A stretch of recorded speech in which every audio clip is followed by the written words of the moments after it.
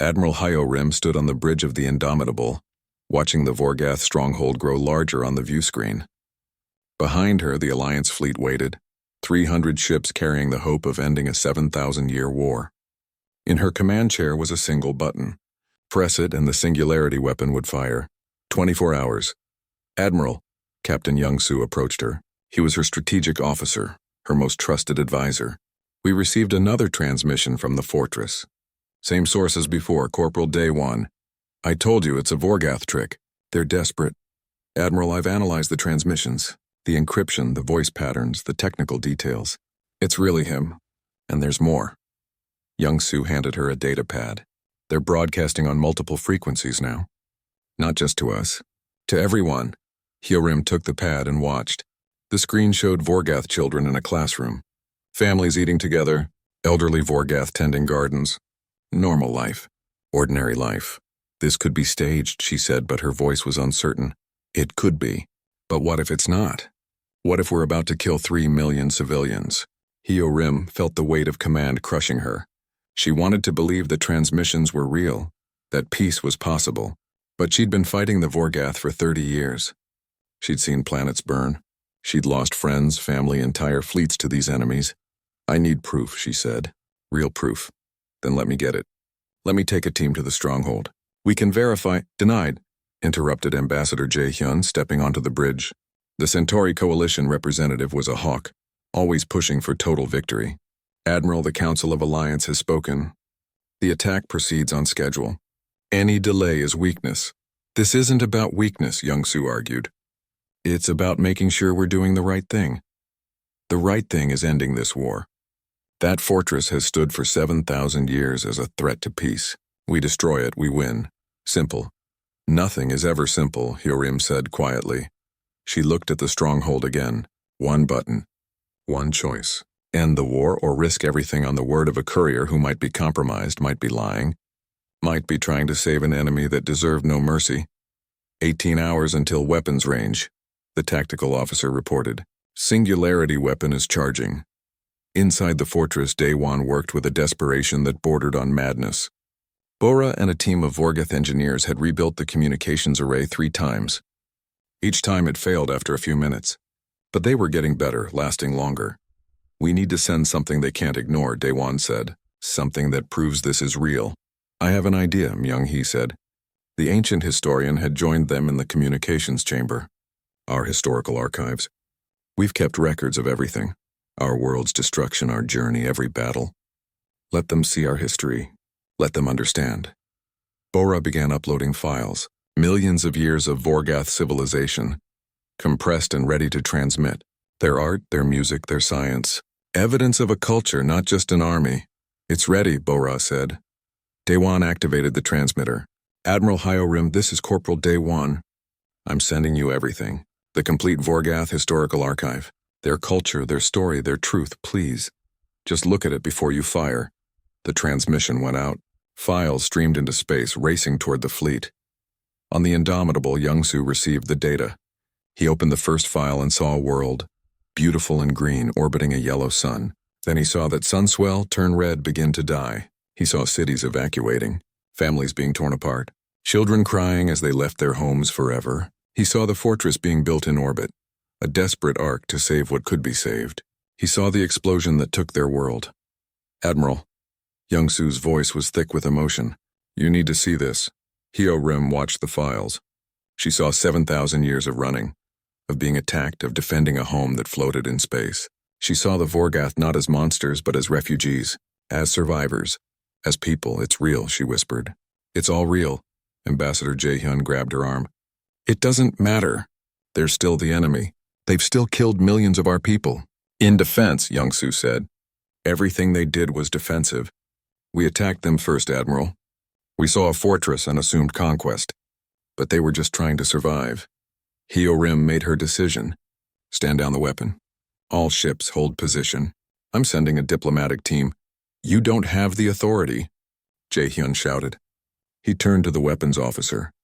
I'm invoking council emergency powers. Fire the weapon! Belay that order, Hyorim commanded. The bridge erupted in chaos. Officers shouted.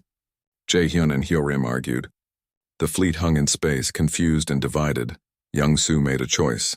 Helm set course for the Stronghold. Maximum speed. Captain, your orders? We're going to verify the intelligence personally, and we're going to put ourselves between that fortress and any weapons fire. If they want to kill the Vorgath, they'll have to go through us first. His ship broke formation and raced toward the Stronghold. One ship, then another, then a dozen, following Young-Soo's lead. Captains who believed in peace, who wanted to be sure before they committed genocide. You're all traitors, Jae-hyun screamed. Hyo-rim ignored him. She opened a fleet-wide channel. This is Admiral Hyo-rim. I'm ordering a 48-hour ceasefire. Any ship that fires on the Stronghold will answer to me personally. The Council will have your command for this, Jae-hyun hissed. Then they can have it. I won't kill millions without being absolutely certain. She turned to her comm officer. Get me Corporal Daewon. I want to talk to him directly. In the fortress, Daewon nearly cried when he heard Hyo-rim's voice. Corporal, I'm sending ships to verify your claims. If you're lying, if this is a trick, I will personally ensure you face execution. But if you're telling the truth, if there's a chance for peace, we'll take it. It's not a trick, Admiral. I swear on my life. You already have, son. You already have. But Jae-hyun wasn't finished. He retreated to his personal ship and activated the singularity weapon remotely. He had override codes, contingency plans. If Hyo-rim wouldn't do her duty, he would. The weapon fired. A missile streaked through space, carrying a contained black hole toward the fortress. Alarms screamed across the fleet. Young-Soo's ships tried to intercept it, but they were too far away. Daewon saw it coming on the sensors. We have incoming. The singularity weapon. Impact in 90 seconds. Talvok appeared on the screen, his face grim. Then we failed. No, Myung-hee said. We have one chance. The fortress's gravity generators. We can create a field to deflect the weapon, but it will take all our power. Everything. Life support, shields, engines, all of it. Do it, Talvok ordered. Commander, the fortress won't survive. The power drain will tear it apart. But the people will survive. That's all that matters. Across the fortress, power diverted to the gravity generators. Lights went out. Air systems shut down. The ancient structure groaned as every ounce of energy channeled into creating a massive gravitational field. The singularity missile hit the field and curved, deflected away from the fortress. It detonated in empty space, a brief flash of darkness that consumed nothing but void. They had won. The fortress was safe, but Myung-hee was right. The fortress was dying. Without power, it was breaking apart. Hull plates buckled. Entire sections began to drift away. Evacuate, Talvok ordered. Everyone to the escape ships. Chaos erupted. 3 million Vorgath scrambled for safety. But there weren't enough ships. There wasn't enough time. That's when the Alliance fleet arrived. Young-Soo's ships, followed by dozens more, approached the dying fortress. Their airlocks opened. This is Captain Young-Soo. We're here to help. All ships begin emergency evacuation. Pick up everyone you can. Humans and Vorgath worked together. Former enemies carried children to safety. Soldiers who had fought each other for decades now fought to save lives. Daewon flew a damaged shuttle, making trip after trip, pulling families from the wreckage. Kwon-soo worked beside him, the old warrior's pride forgotten in the face of survival. Human, he said as they loaded another group of refugees. I was wrong. About everything. We all were, Daewon replied. Jiwoo, recovered enough to walk, coordinated the evacuation from a rescue ship. Bora worked beside her, translating, directing, saving her people. Admiral Hyo-rim arrived with the Indomitable. Her massive flagship became a shelter for thousands. She personally helped carry wounded Vorgath to medical bays. When Jae-hyun was arrested and dragged past her, she didn't even look at him. The fortress continued to break apart, dying after 7,000 years of life. But its people survived, all 3 million of them, carried to safety by the fleet that had come to destroy them. 6 months later, Daewon stood on a new world. The Vorgath terraforming technology, shared freely with the Alliance, had created it in record time. The planet was beautiful, with oceans and forests and skies that reminded the Vorgath of their lost home. They named it Talvok's Peace, after the commander who died in the fortress's final moments, ensuring his people escaped before the end. Daewon watched the first sunrise, standing beside Jiwoo and Bora. 3 species, human, Vorgath, and others, building a future together. I was just a courier who got lost, Daewon said. The communications array was ancient. Daewon stared at the equipment and felt his hope crumble. The Vorgath technology was 7,000 years old, built for their original world, incompatible with modern human systems. Connecting it to broadcast on human frequencies would be like teaching a stone to sing.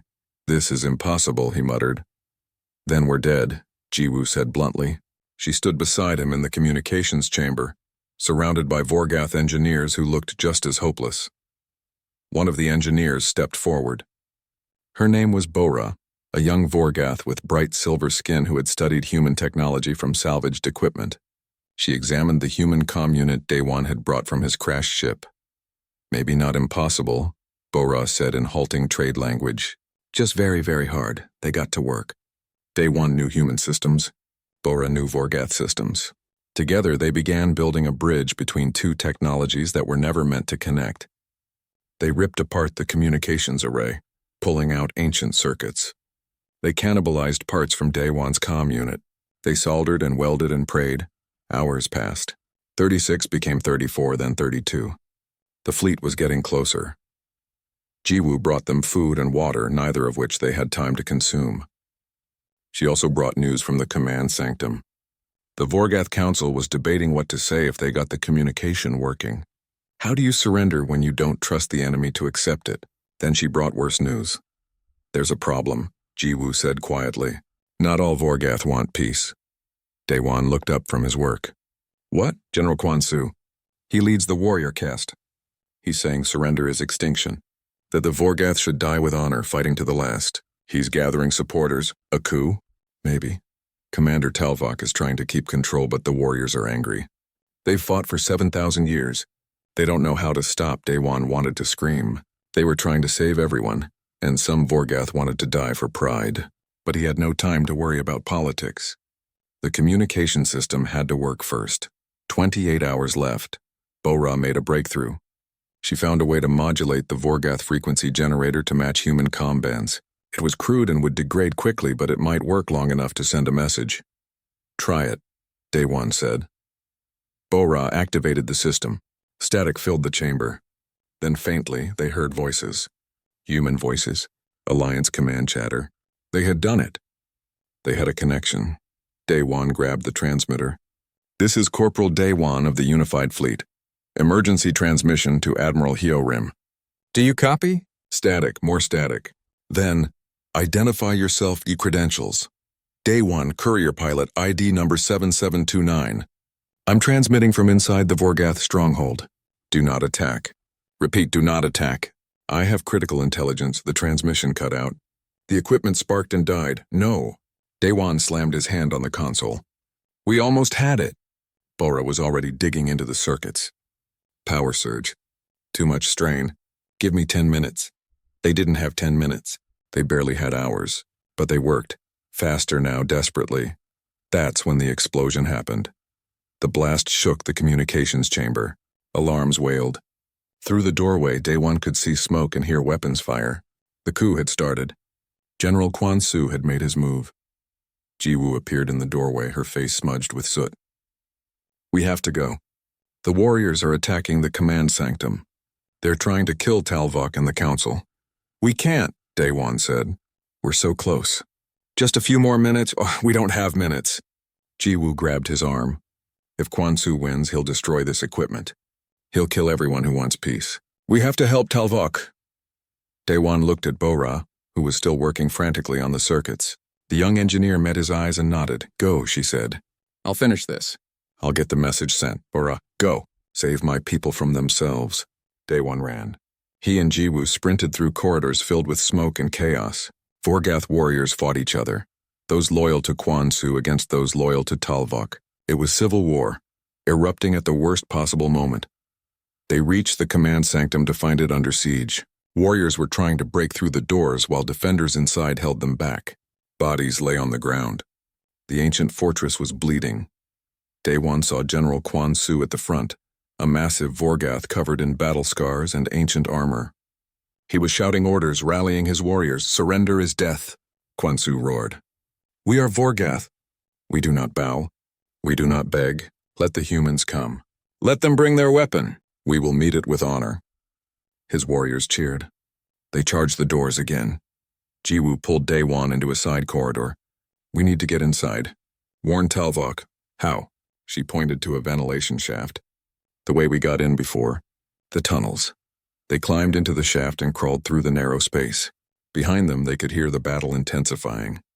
The doors to the command sanctum were breaking. They emerged inside the sanctum. Talvok stood with the council and a handful of loyal guards preparing for a final stand. When he saw Daewon and Jiwoo, relief flashed across his face.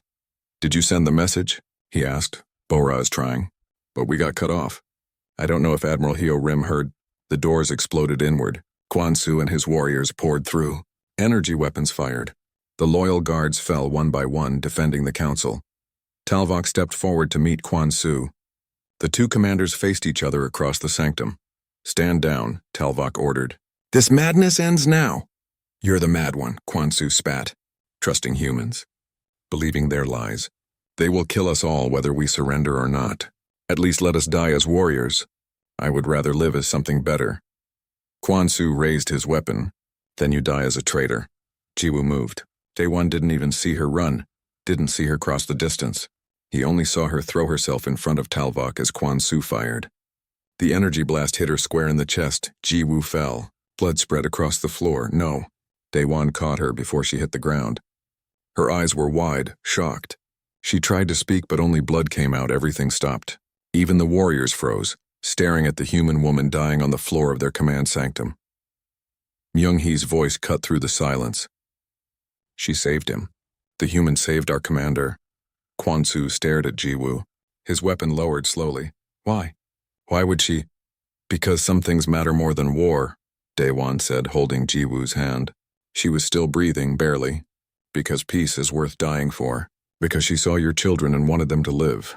One of Kwansu's warriors, a younger Vorgath, dropped his weapon. I have children. In the residential sector. If the humans attack, they won't attack, Daewon said desperately. Not if we stop this. Not if we make peace. The human is right, Myung-hee said. She moved to stand beside Talvok. Look at what we've become. Fighting ourselves. Killing those who want to save us. Is this honor? Is this the Vorgath way? Kwansu looked at his warriors, then at Jiwoo, then at the floor. His weapon clattered to the ground. I have fought for 300 years, he said quietly. I don't know how to stop. Learn, Talvok said. Before it's too late for all of us. A comm unit beeped. Bora's voice came through, excited and terrified. Commander? The transmission worked. I got the message through. Admiral Hyo Rim received it. And? Talvok asked, a long pause. Then she's not stopping the attack. She says the evidence could be faked. The fleet is still coming. 24 hours until the weapon fires. Daewon felt the world collapse around him. They had done everything right. Shown the truth. Made peace between themselves. And it wasn't enough. Jiwoo's hand squeezed his weakly. He looked down at her. She was smiling, blood on her teeth, but smiling. Not over, she whispered. Keep trying, she was right. 24 hours left. One day to save millions. One day to prove that humans and Vorgath could be something other than enemies. One day to do the impossible. Daewon stood, leaving Jiwoo in the care of Vorgath medics. He looked at Talvok, at Kwansu, at Myung-hee and the council. We're not done, he said. Get me Bora, get me every communications expert you have. We're going to contact that fleet again. And this time we're going to make them listen. Daewon ran through the maintenance tunnels beneath the fortress, his breath coming in sharp gasps. The alarm was still wailing somewhere above. He could hear heavy footsteps, voices speaking in a language he didn't understand. The Vorgath were searching for him. He had been hiding for 6 hours now, moving through the dark passages like a rat in the walls. The tunnels were old and mostly forgotten, filled with pipes and cables that hummed with power. The air smelled like metal and something else, something organic he couldn't identify. Daewon found a small alcove and squeezed inside, pressing himself against the cold wall. He needed to think. His emergency pack had food for 3 days, water for 2. After that, he would have to find supplies or die. The data chip in his pocket felt heavy. All those war plans, all that intelligence trapped here with him. He pulled out his portable scanner and activated it on low power. The device showed him a basic map of the surrounding area. Daewon studied it, looking for anything useful. That's when he saw something strange. The tunnels led to a section marked as residential. Living quarters, families. Day One frowned. That didn't make sense. The intelligence report said the Vorgath Stronghold was a military installation, nothing but soldiers and weapons. Why would there be residential areas?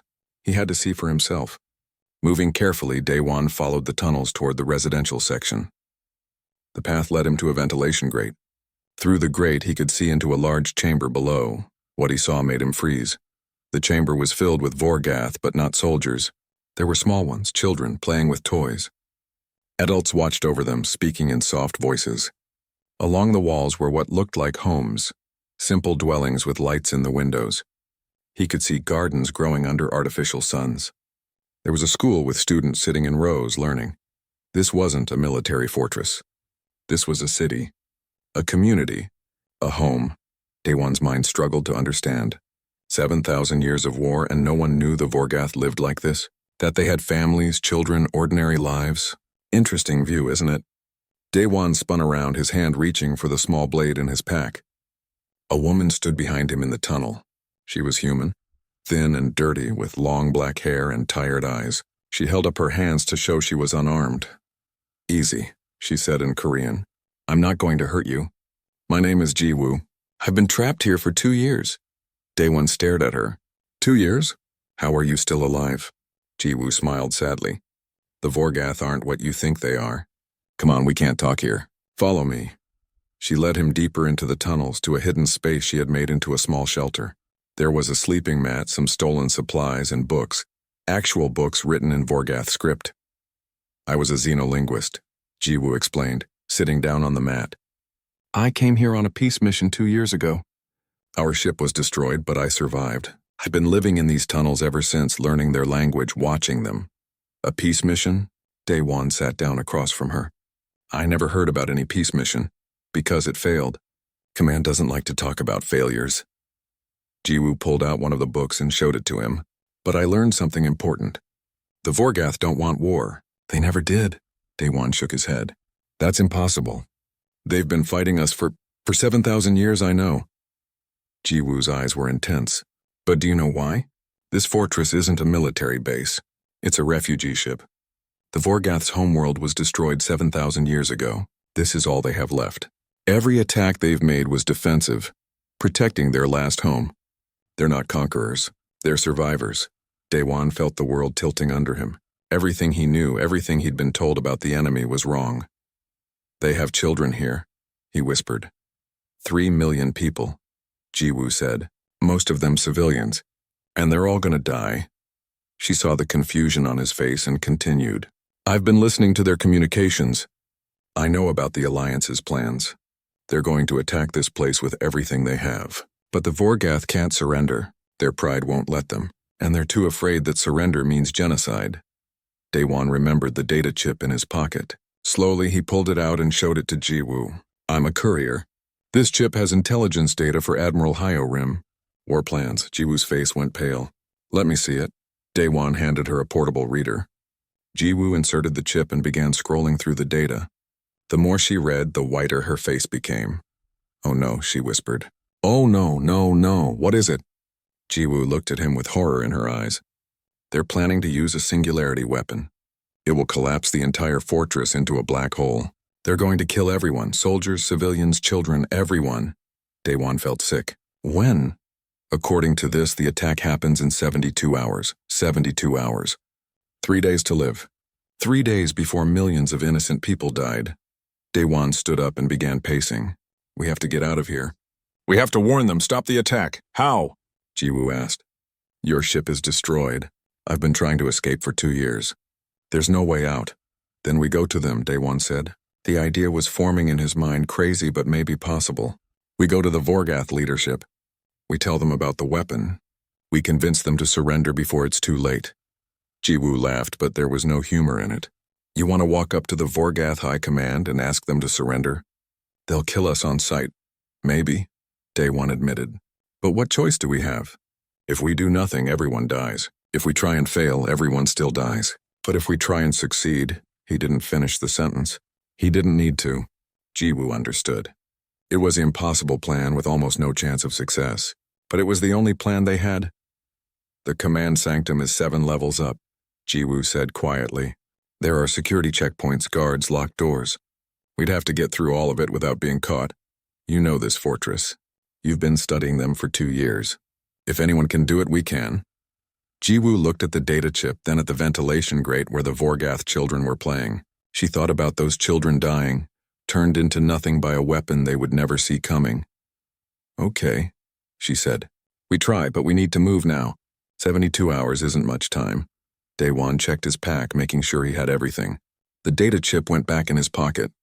Jiwoo gathered her books and a few supplies. Together, they stood at the entrance to the tunnel, looking up at the path that would take them deeper into the fortress. One courier who got lost, Jiwoo said with a small smile. Maybe that's all it takes to change everything.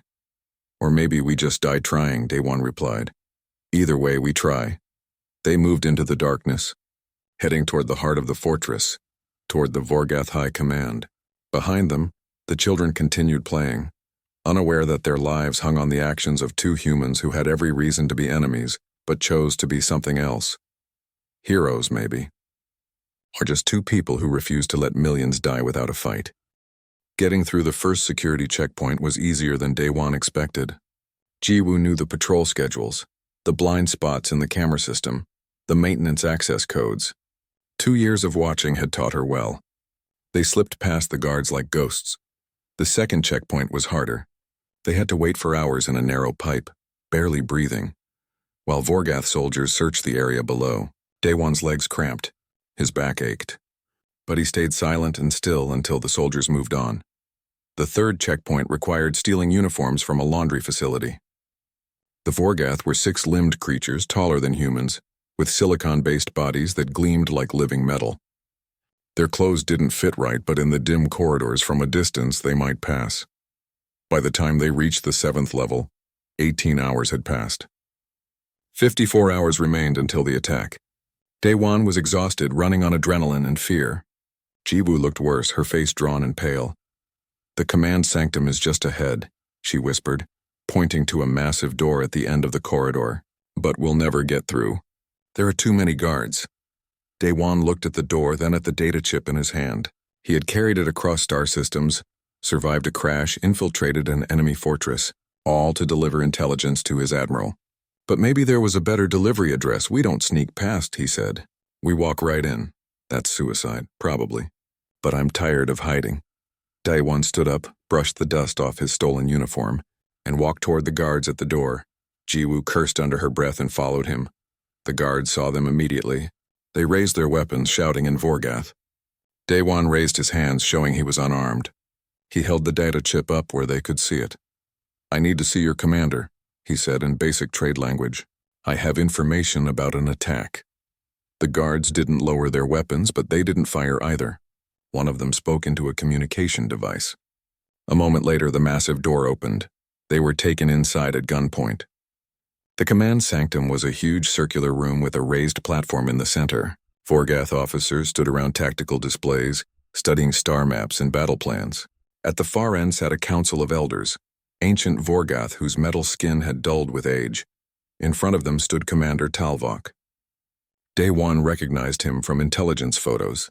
The Vorgath military leader was massive, covered in battle scars with eyes that glowed like hot coals. Humans, Talvok said in perfect trade language. His voice sounded like rocks grinding together. You infiltrate our home. You will be executed as spies. Wait, Daewon said quickly. I'm not a spy. I'm a courier. My ship crashed here by accident, but what I found, what I learned, you need to hear it. We need to hear nothing from humans. You are the enemy. We are, Daewon admitted. But in 72 hours we won't be enemies anymore. We'll be murderers. That got their attention. The room fell silent. Talvok's eyes narrowed. Explain. Daewon held up the data chip. This contains intelligence from the Human Alliance. War plans. I was supposed to deliver it to my admiral, but I'm going to show it to you instead. Jiwoo found a data port and inserted the chip. The tactical displays flickered and changed. Schematics appeared, showing a weapon unlike anything the Vorgath had seen. Technical readouts scrolled past. Attack vectors. Targeting data. A countdown timer, 54 hours. It's called a singularity weapon, Daewon explained. It creates a small black hole that expands and collapses, taking everything nearby with it. They plan to use it on this fortress. Complete destruction. No survivors, the Vorgath officers murmured among themselves. The Council of Elders leaned forward, studying the displays. Commander Talvok's face was unreadable. "Why show us this?" he asked. "Why betray your own people?" "Because I've seen your people," Daewon said. "I've seen your children playing. Your families. Your schools. This isn't a military base. It's a home. And my people are about to destroy it without knowing what they're really attacking." One of the elders stood. She was ancient, her metal skin almost black with age. "I am Young-hee, keeper of our history. Human, do you know why we fight?" Jiwoo told me. "Your world was destroyed. This fortress is all you have left. 7,000 years ago." Myung-hee said, her voice soft with memory. "Our sun went nova. We built this fortress to save what we could. Our people, our culture, our children. We fled into space looking for a new home. But everywhere we went, we were attacked. Other species saw our fortress and our weapons, and they assumed we were conquerors. We fought to survive. We fought to protect our families. And slowly we became what they thought we were. Warriors. Monsters." "You're not monsters," Jiwoo said. She stepped forward, pulling out her books. "I've lived among you for 2 years. I've studied your culture. You're refugees, just like humans were 1,000 years ago, when Earth's colonies fled environmental collapse. We were refugees once too. We should understand. But you don't," Talvok said bitterly. "Your alliance sees only a threat to destroy. They don't care who we really are." "Then tell them," Daewon said. "Surrender. Show them the truth. You can't win this war. That weapon will kill everyone. But if you surrender now, maybe we can stop it. Maybe we can save your people." Talvok laughed, a harsh sound. "Surrender? For 7,000 years we have stood. We have never bowed, never begged. And you ask us to surrender to those who would genocide us. I ask you to choose life over pride." The commander moved toward Daewon, towering over him. "And if we surrender, what then? What guarantees do we have? What proof that your alliance won't simply execute us all anyway?" Daewon had no answer. "There were no guarantees, no proof. Just hope," Myung-hee spoke again. "Commander, perhaps we should tell them our secret. They have shown us theirs." Talvok hesitated, then nodded slowly. "Very well. Human, you believe our fortress is strong. You believe we are powerful. But you are wrong. Our weapons are failing. Our shields are at 30%. Our power core is dying. We have maintained the illusion of strength for decades, too proud to admit weakness, too afraid to show vulnerability. If your alliance attacked with conventional weapons, we might hold for a week. Maybe 2. But this singularity weapon," he gestured at the display. "We have no defense against this, none." Daewon felt the weight of those words. The unconquerable fortress was crumbling. The eternal enemy was dying. And in 54 hours the alliance would deliver the final blow to a people who could barely fight back. "Help us," Myung-hee said. "You have shown us the attack plan. We believe you come in good faith. Help us contact your alliance. Let us negotiate surrender before the weapon fires. Let us save our people." Daewon looked at Jiwoo. She nodded. They had come this far. There was no turning back now. "I'll need access to your communications array," he said. "And I'll need it fast. Every hour we waste is an hour closer to destruction." "You'll have it," Talvok said. Then he did something unexpected. He placed his hand over his chest in what looked like a salute. "Corporal Daewon, Jiwoo, you came to our fortress as enemies, but you may leave as friends. If we survive, we'll survive," Daewon said with more confidence than he felt. "All of us," but even as he spoke, alarms began to sound. A Vorgath officer shouted from his station. On the displays, new data appeared. Ships. Lots of ships. Moving toward the fortress faster than expected. "The Alliance fleet," the officer reported. "They're ahead of schedule. New attack time 36 hours, 36 hours. Half the time Daewon thought he had. Half the time to stop a war, broker a peace, and save millions of lives." The race had just gotten faster. And the finish line was death. The red star burned dim in the darkness of space, casting its dying light across the massive structure that floated in its orbit. The Vorgath stronghold had stood here for 7,000 years. 23 civilizations had tried to break through its walls. 23 civilizations had failed.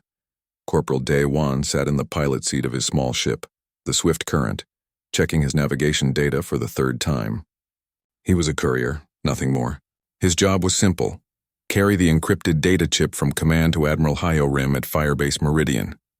3 jumps through hyperspace, maybe 4 hours of flying, then home for a hot meal and sleep.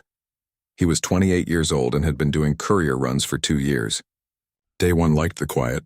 No combat, no glory, just him and the stars. His ship was barely bigger than a fighter, with room enough for 1 person, some cargo, and the engines. It wasn't much, but it was his. The navigation computer beeped. Jump coordinates locked in. Day 1 pressed the activation sequence and felt the familiar pull as reality twisted around him. The stars stretched into lines of light. Hyperspace swallowed his tiny ship. Everything should have been routine. The neutral corridor was the safest route between systems, used by dozens of ships every day. But space had other plans.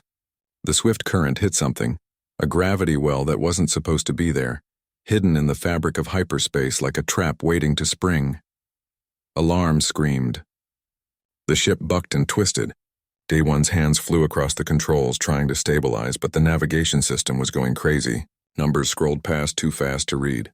The jump coordinates corrupted, replaced by random strings of data that made no sense. No, no, no, Day 1 muttered, fighting with the controls. The ship was still in hyperspace, but it was going somewhere wrong. Somewhere very wrong. He had 2 choices: try to abort the jump and risk tearing his ship apart, or ride it out and hope he ended up somewhere with air to breathe. Day 1 chose to ride it out.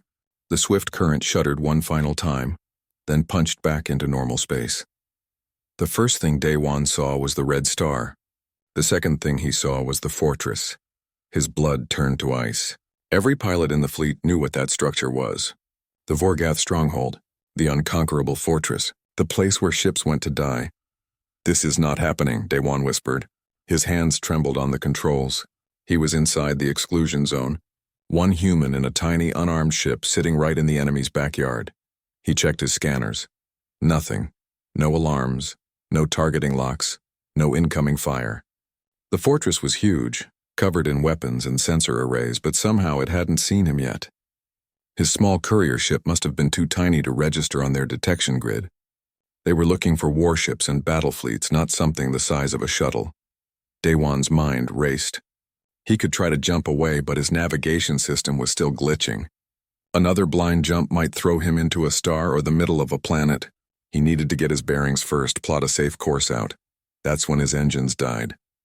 The swift current went dark. Emergency lights flickered on, bathing the cockpit in red. Day 1 checked the diagnostics and felt his stomach drop. The gravity well had damaged his power core. He was running on batteries now, and they wouldn't last long. The ship began to drift, pulled by the fortress's gravity. Day 1 tried the manual controls, but without main power he was helpless. The swift current fell toward the massive structure like a leaf in a storm. He could see the details now. The fortress was old, covered in markings from ancient battles. Sections of it were dark, unpowered. Other parts glowed with light from within. It was bigger than any city Day 1 had ever seen, a world unto itself floating in space. The ship fell toward one of the lower sections, a docking bay that looked abandoned. Day 1 strapped himself in tight and braced for impact. The swift current hit the bay's atmosphere shield and passed through. Gravity took hold. The ship tumbled, struck a loading platform, and skidded across the deck in a shower of sparks. Metal screamed. The cockpit cracked. Day 1's head hit something hard and stars exploded behind his eyes. Then everything went black. He woke up to silence. His head throbbed. Blood ran down his face from a cut above his eye. Day 1 moved carefully, checking for broken bones. Everything hurt, but nothing felt broken. Lucky. The swift current was a wreck. The nose was crumpled. One wing had torn off. Smoke drifted from the engines. The ship would never fly again. Day 1 unbuckled and stood on shaky legs. Through the cracked cockpit glass, he could see the docking bay. It was huge and empty, lit by dim red lights. Dust covered everything. No one had used this place in a long time. He grabbed his emergency pack and the data chip from the console. The chip was still intact, sealed in its protective case. Whatever intelligence was on it, it was safe. Not that it mattered now. Day 1 was trapped behind enemy lines with no ship and no way home. He climbed out of the wreck and dropped to the deck. The air was thin but breathable. Gravity felt a bit lighter than Earth normal. He could hear distant sounds, machinery humming, the groan of metal, footsteps somewhere far above. Day One moved to the shadows and took stock of his situation. He was inside the Vorgath Stronghold, the most dangerous place in the galaxy.